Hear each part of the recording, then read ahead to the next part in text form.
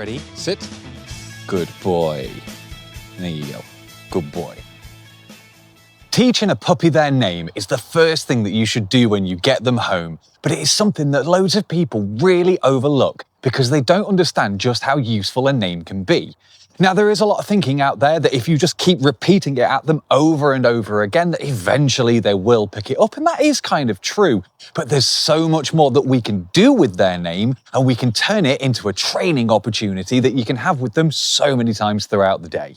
Dogs don't understand names in the same way that we do. We use it to address each other, whereas dogs don't really have a concept of that. He doesn't know what my name is, and he doesn't know that Freddie is his name. He knows that Freddie, good boy, is a command that means look me in the eye. Freddie, sit. Good boy. I know it's a bit wet. Good boy. There you go. Yo, who's a good boy? And that's what a name should be. A dog's name should be a command that means look at me because I've got something else that I need to tell you in a minute. It should be the way that we start everything that we do with them. It's a way of saying, give me your attention for a moment. So the simple way to train this, if you get a new puppy and you want them to learn their name and have all the benefits that goes along with it, it's a very simple thing like this. So I've got one of Freddie's favorite treats. This is just a piece of sausage. And what we need to do is to get their attention with it and see how I'm making him follow it round. That is because I want him to associate his name with bringing his eyes to me. If his eyes are already there, it doesn't mean anything. Good boy. Freddie, good boy. So I've brought the treat up to the level of my eye. Good boy. There you go. Now, with every bit of training that you're trying to do with a dog, when you're trying to teach them something, you need to lure the behavior, cue it, mark it, and then reward it. So to go through that again, we'll just kind of like break that down. So Freddie, we're going to lure the behavior. Sit. Good boy. So we're going to lure the behavior with this. We're going to give it the cue, which is his name, Freddie.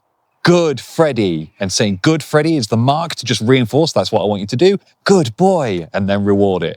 Now, if you're actually training your dog, you're going to want to do the reward a bit quicker than this. I'm relying on the fact that he's brilliant and he already knows what his name is. But when you're doing it with a puppy, you need to get that reward in as soon as you can. So if you're doing it with a puppy, it might go something like this. So we get their attention. Good boy. Freddie. Good Freddie. Good boy. And it's that quick. Dogs are in the moment learners. If you were to give him the reward for doing it now, he would think that you're rewarding him for sitting. And therefore his name would start to mean sit. Good boy. Yeah, you're such a good boy, aren't you? Yeah, you're such a good boy. Yeah, you're such a good boy. There's a lot of sausages for you. So some of the common mistakes that we see a lot of people make is the same mistake that people make with so many commands, and that's just repetition. Trying to give them the command over and over again with no real meaning behind it. So I'm just going to choose a different name for a second. If we were trying to teach him that his name was Mike, I don't know why I've picked Mike, that's just what's in my head. Then if you were to go, Mike, Mike, Mike, Mike, Mike, Mike, Mike, come on, Mike, come on. That's not reinforcing anything. It needs to be a very quick, very clear, kind of like, this is the word that I'm training, and that's it. And stick to your guns until you get the reaction that you want. So we would go, Freddie, good boy, good boy. And that's all there is to it to start training their name.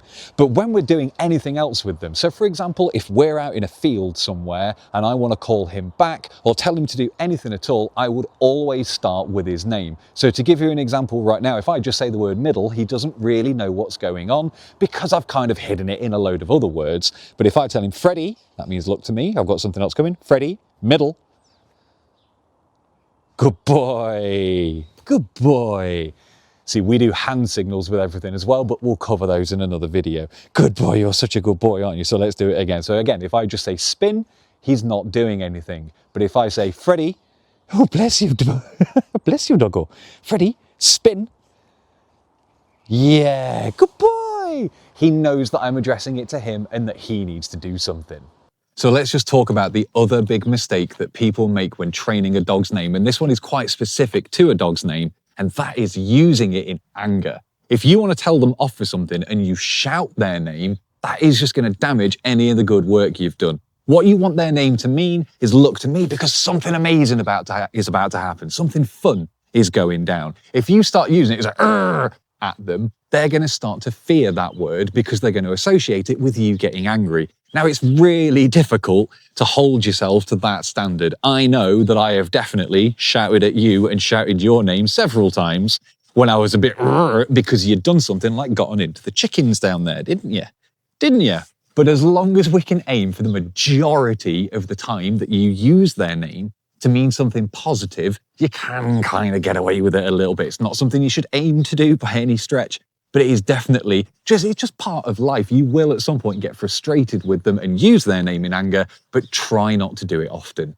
The final benefit that I'll go on about is that name training is encouraging them to look you in the eyes for a moment, which if you're trying to build a bond with your dog, there's no better way of doing it than looking into their eyes, especially while they're waiting for you. They are hanging on our every word. They want to make us happy. And if that just means, oh, yes, he's a good boy, just that little bit of eye contact for a bit, just to kind of say, yes, it is going to strengthen that bond and give the little friend that everybody wants. Yes, that's you.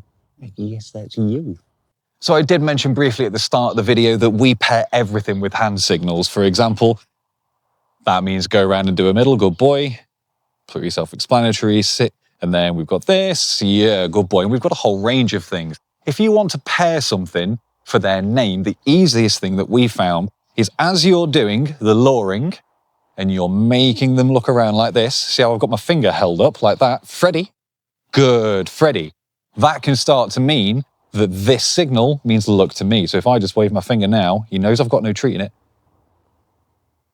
Good boy. Good boy. So that is our little guide to how to teach sit to your new puppy. Please let us know how you get down in the comments, whether your dog responds to their name, whether they've got any other names as well. He's certainly got a million different things that we use that we can just refer to him when it doesn't mean look to me. Loaf of Fred, doggo, there's all kinds of things that you can use to just kind of refer to your dog, but not actually kind of like break that training and start to devalue some of their name. Thank you so much for making it to the end. Thank you so much for watching. Until next time, look after yourself, but more importantly, look after your dog. Yes, you.